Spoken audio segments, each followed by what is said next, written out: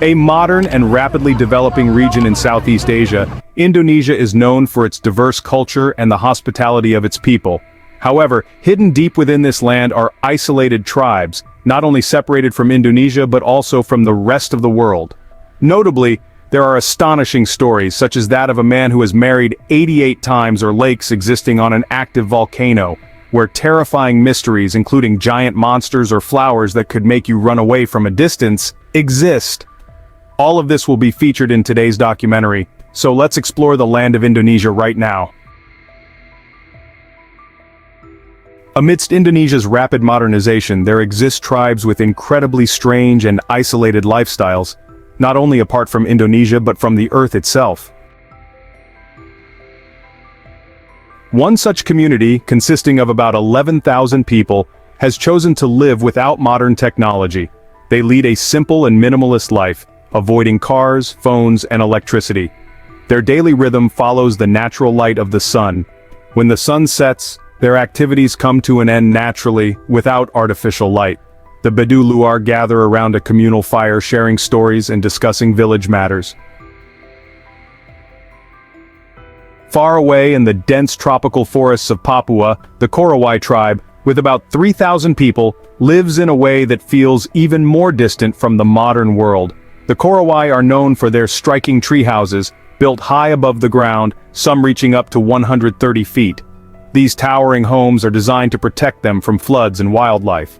The Korowai climb narrow wooden ladders carved from tree trunks to reach their carefully constructed homes, made of palm leaves and sago wood. Their daily life revolves around the jungle, with men hunting for food while women harvest sago. Meanwhile, in the vast seas of Indonesia, the Bajau people live entirely on the water, often referred to as modern-day mermaids. Bajau children learn to swim and dive from a young age, spending more time underwater than on land. Their extraordinary diving abilities allow them to plunge as deep as 60 meters, often holding their breath for several minutes at a time to catch fish, clams, and other marine creatures. They live on small wooden boats which serve as both their homes and means of transportation. The ocean is their lifeline, providing food and shaping their nomadic lifestyle. However, when you visit these regions, there is no need to worry about these tribes harming you. They live harmoniously with nature and their communities, paying little attention to modern life. Moreover, they never harm visitors. Are you impressed by any of these tribes? If so, comment with a 1. If not, comment with a 0. Thank you for your feedback. You heard that right. Instead of the typical one husband and one wife, this man has had many more. According to reports, Mr. KH, a 63-year-old farmer from Molan, became famous after sharing his story with a YouTuber about how he has married 88 times. What makes his story even more remarkable is that out of those 88 marriages, only 40 were officially registered. KH's marriages vary greatly in length. His longest lasted 14 years, while some lasted only a week. Since Indonesian law permits polygamy under certain conditions, KH does not face any legal consequences for his multiple marriages. Interestingly, he does not divorce his previous wives before marrying new ones because some do not want to separate from him. As a result, there were times when he had more than 2 wives at once. Although KH has married 88 times, he has only been with 46 different women, some of whom have remarried him 3 or 4 times. It remains unclear how many children he has from these unions. His ex-wives have mixed feelings. Some could not cope with the situation and left, while others accepted this lifestyle and continued their relationship with him. KH's first marriage occurred when he was quite young, to a woman 2 years older than him. When asked why he marries every woman he loves, KH explains that it is out of respect for them, ensuring they do not feel abandoned. Therefore, even if a relationship lasts only a month or a week, he always makes sure to marry them. Would you like to know the secret Mr. KH uses to attract 40 women as wives? If so, comment with a 4 and we will reveal his secret in the comments for you. If you think water and fire cannot coexist, the Kelimutu crater lakes in Indonesia will challenge that notion.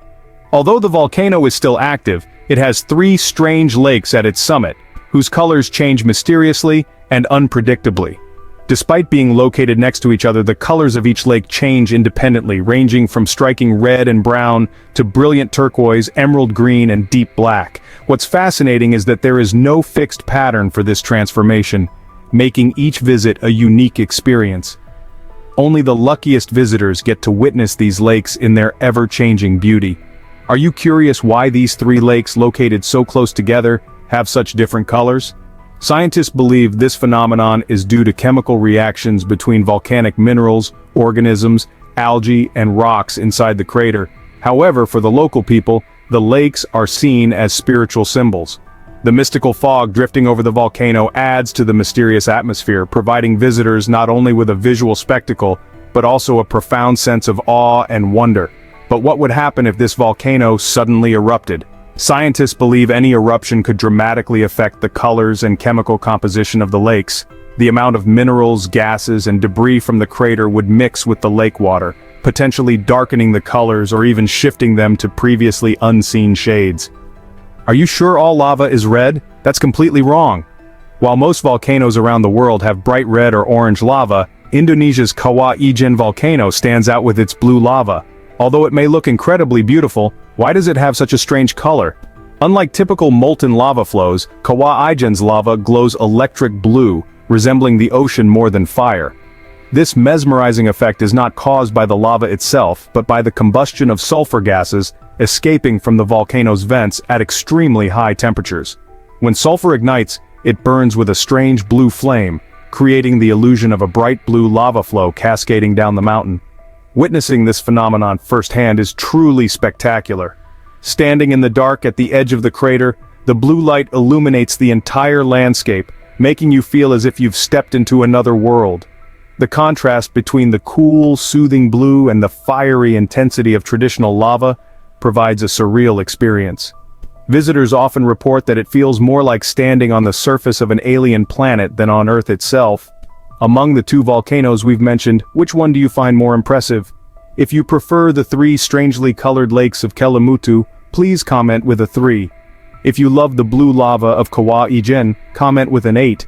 Thank you for your feedback. Often referred to as the Island of the Gods, Bali is Indonesia's most stunning tropical paradise.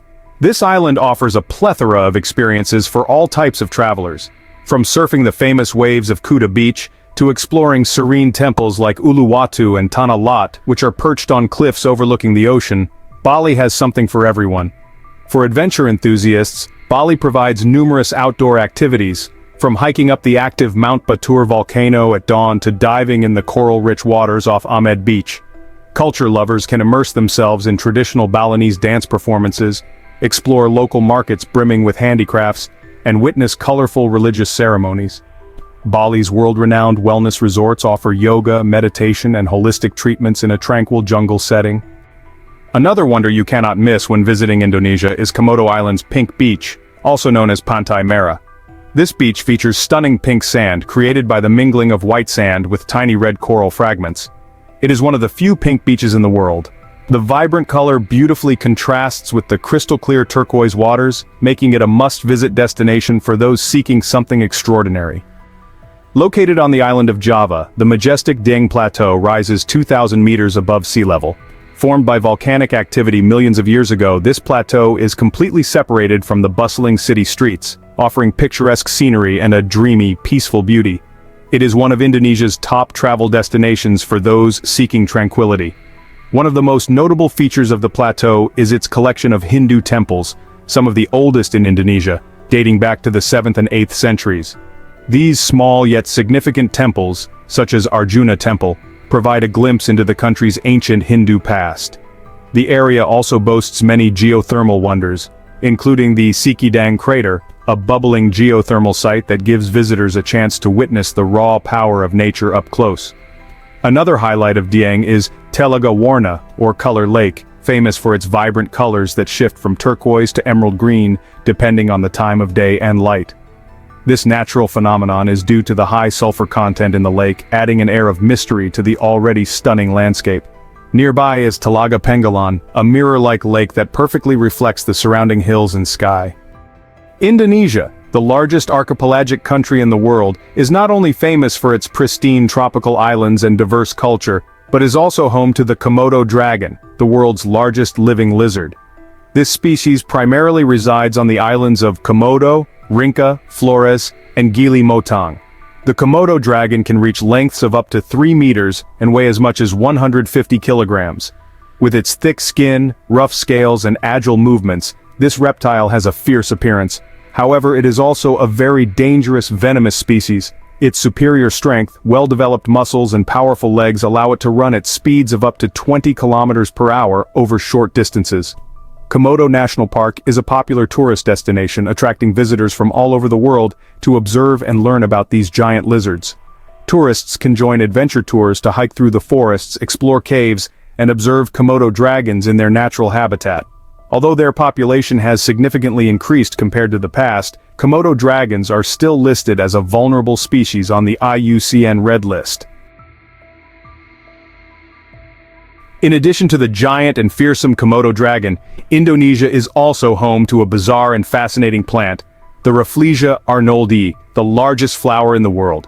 Encountering this flower could be even more unsettling than spotting a Komodo dragon, as it emits an overpowering odor long before you even see it.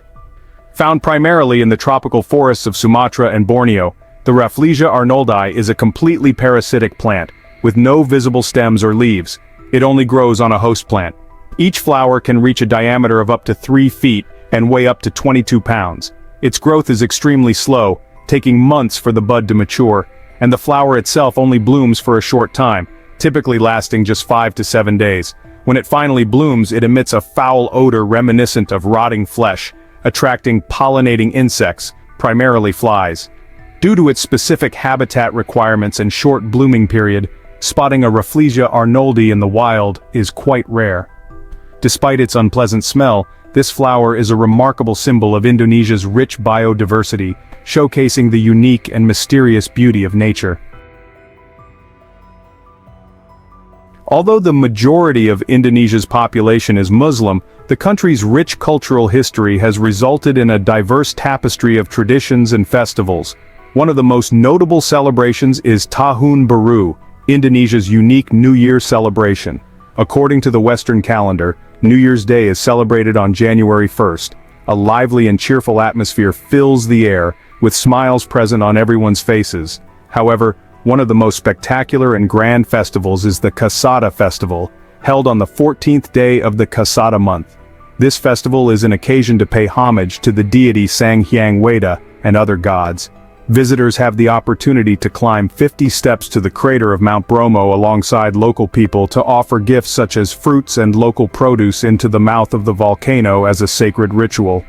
Witnessing and participating in such an ancient custom will undoubtedly leave an unforgettable impression on every visitor. When you visit Indonesia, one thing you will immediately notice is the warm and hospitable nature of its people. Indonesians are known for their friendliness and hospitality, welcoming visitors with genuine smiles and a willingness to help. Whether you are in bustling cities like Jakarta or remote villages on islands like Flores or Sulawesi, the people of Indonesia will make you feel at home. In their culture, kindness and respect for others are essential values regardless of whether you are family, friends, or a tourist. This spirit of hospitality is deeply ingrained in their daily lives, and it is no surprise that many visitors leave Indonesia feeling like they have made new friends. You will experience this hospitality everywhere, from being warmly welcomed at local markets to being invited to dine in a family's home. Even Indonesia's indigenous tribes such as the Toraja and Soi, or the Baduy in Java, are known for their warm welcome to tourists. Although they maintain traditional lifestyles and sometimes live in isolation, these tribes are still eager to share their customs, rituals, and stories with curious visitors. Headscarves are an essential item for Indonesians. In Indonesia, headscarves are not just a fashion accessory, but also carry deep religious and cultural significance. For Indonesian women, the headscarf is an important part of their daily attire, representing their cultural identity and religious beliefs. The hijab is the most common type of headscarf worn by Muslim women in Indonesia. Hijabs are often made from chiffon, silk, or soft cotton in various colors and styles. Indonesian Muslim women wear hijabs to cover their hair, neck, and chest, showing respect for Allah and adhering to Islamic teachings. Indonesian cuisine is incredibly diverse, deeply reflecting the cultural identity of this archipelagic nation. Visitors cannot miss nasi goreng, a traditional fried rice dish with eggs, vegetables, and rich soy sauce, which is considered a culinary symbol of Indonesia. Satay, grilled meat skewers served with creamy peanut sauce, is also a popular dish. It is often made with chicken, beef, or goat grilled over charcoal to enhance its smoky flavor. Another must-try dish is gado-gado, a salad made of vegetables, boiled eggs, tofu, and peanut sauce, providing a light yet flavorful dining experience. Additionally, rendang, a spicy beef stew made with distinctive spices and coconut milk, is rated as one of the most delicious dishes in the world. To quench your thirst, visitors can try es cendol, a refreshing drink made from coconut milk, palm sugar, and shaved ice. Notably, kopi luwak, a coffee processed through the digestive system of civets, is one of the most expensive and unique coffees in the world. These dishes and drinks will surely provide visitors with wonderful culinary experiences in Indonesia. As a predominantly Muslim country, alcohol and alcoholic beverages are not widely permitted in Indonesia. The consumption of alcohol is closely monitored and restricted in public areas due to the influence of Sharia law. The price of alcohol in Indonesia is generally quite high due to significant alcohol taxes. For example, the price of a popular beer like Bintang 330 milliliters can range from about $2 to $5 depending on the location, cheaper in supermarkets and more expensive in restaurants, bars, or hotels. Imported alcohol can be even more costly due to import taxes and supply restrictions, with a bottle of wine ranging from $20 to $50 or more. Living in Indonesia offers a relatively affordable cost of living, especially compared to Western countries. For basic expenses, a meal at a local restaurant costs about $2 to $5, while a three-course meal for two at a mid-range restaurant costs around $15. Street food can be even cheaper, with some dishes priced at around $1. Grocery shopping costs vary, with basic items like a loaf of bread costing about $1.10, while a liter of milk costs around $1.50. Housing costs also depend on the location. In major cities like Jakarta, a one-bedroom apartment in the city center costs between $300 to $700 per month, whereas in smaller towns or rural areas, rental prices drop significantly to $150 to $250 per month. Utilities, including electricity, water, and heating, typically range from $50 to $75 per month for a standard apartment. Transportation costs are very reasonable. Public bus fares are around 25 cents per trip, and monthly passes cost between $10 to $15. Taxis start at 50 cents to $1, with each subsequent kilometer costing about 35 cents. Other small expenses include coffee at a cafe, which costs around $1.50 to $3, and a 1.5-liter bottle of mineral water, which costs about 30 cents. Entertainment costs, such as movie tickets, typically range from $3 to $5 each. Internet service packages for households range from $15 to $30 per month, and small expenses like haircuts cost around $3 to $5. Overall, a month in Indonesia could cost between $500 to $1,000, depending on your spending habits. If you are planning to visit Indonesia, here are some important cultural etiquette tips to keep in mind.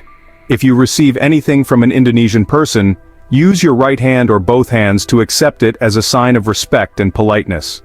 Avoid holding hands too tightly, too loosely, or for too long when greeting someone. Do not pat someone's head or raise your head high when greeting elders, as this is considered disrespectful. When conversing with Indonesians, avoid wearing sunglasses, putting your hands in your pockets, or standing with your hands on your hips, as these actions may be perceived as arrogant or unkind. Dress appropriately, as wearing revealing clothing is considered impolite. Avoid scheduling appointments with locals between 11 a.m. and 1 p.m., as most Muslims go to the mosque during this time. If you visit mosques to learn more about Islam, dress modestly, remove your shoes, and walk barefoot inside. We have explored the beautiful land of Indonesia together.